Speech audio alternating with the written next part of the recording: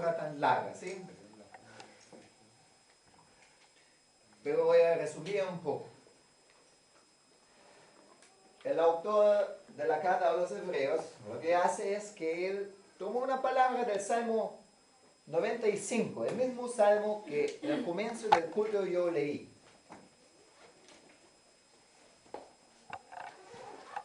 Y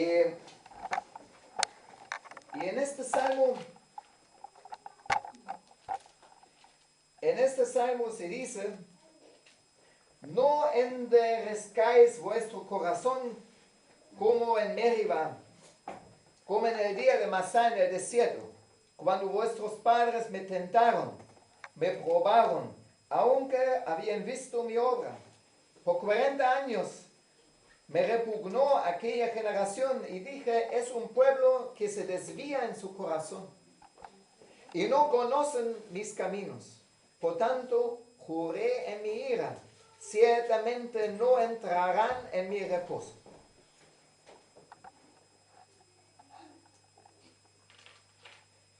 Entonces, el autor de la carta a los hebreos toma ese salmo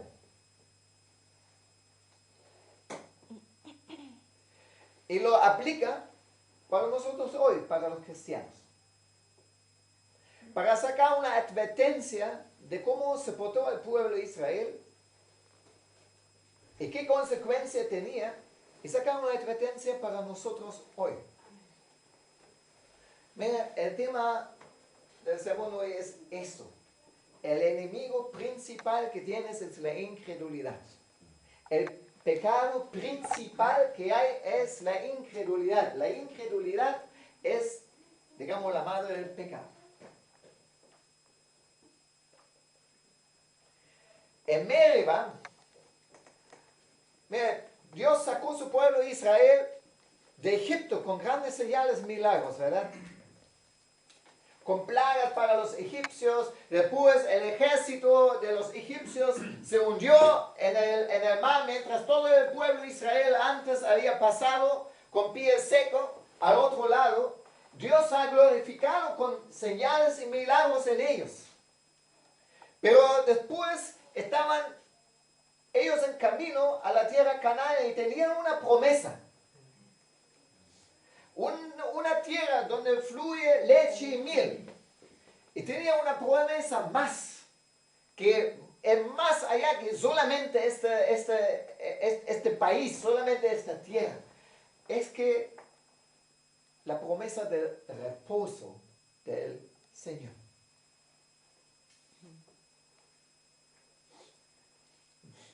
Que un reposo para ellos después del tiempo de esclavitud en Egipto,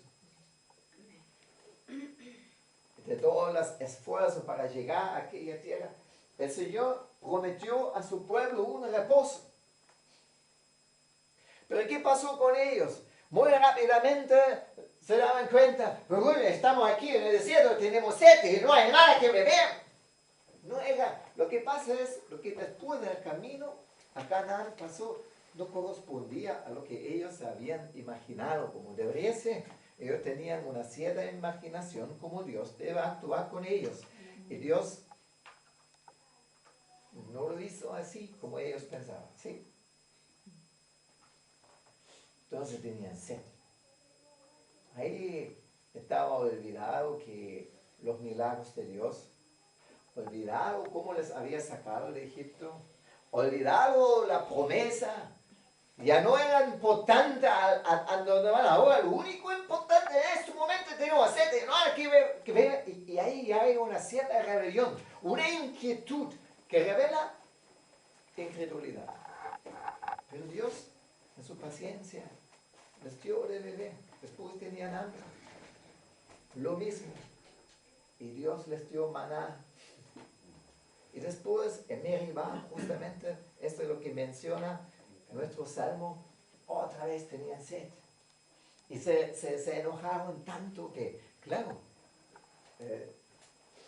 son demasiado religiosos para dirigir nuestra rebelión directamente contra Dios, ¿sí? En Israel Poco decían, oh, Dios solamente nos sacó de Egipto para matarnos. No, decían, Moisés solamente nos sacó de Egipto para que perecemos aquí. ¿Sí?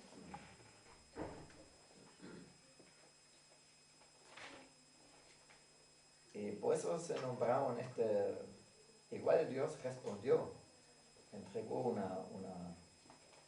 recordó a Moisés en su vara y lo ordenó para que golpea una roca y ahí fluyó agua y recibió de beber el pueblo.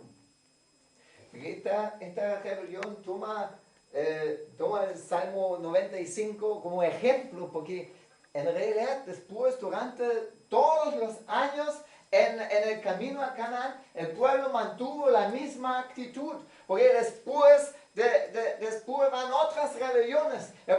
Moisés manda espías, y de los espías regresan y dicen, no, es demasiado difícil, es una locura pensar que podamos conquistar esta tierra, es una tontería, no es posible. Solamente dos actúan con fe, pero todo el pueblo sigue a los 10.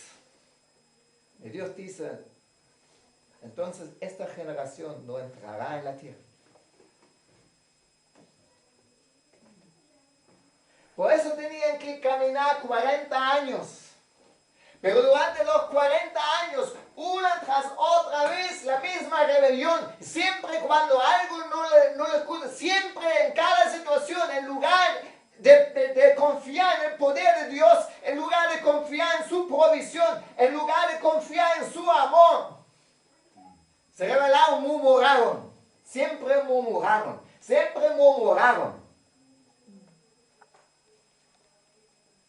La murmuración es solamente la evidencia de la incredulidad. Los incrédulos murmuran, los creyentes no.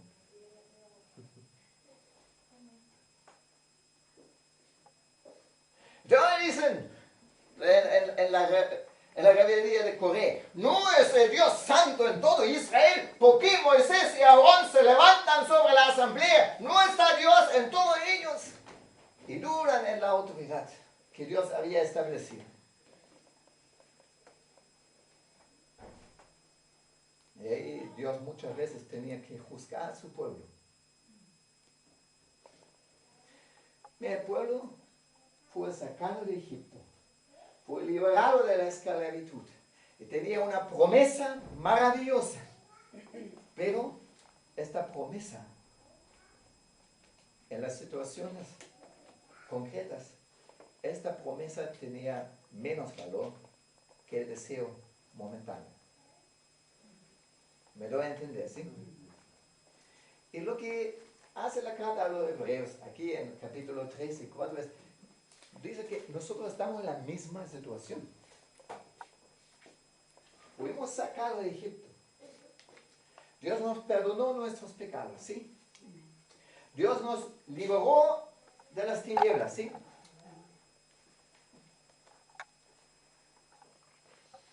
Pero podemos caer igual por causa de la incredulidad. Podemos caer igual por causa de la incredulidad.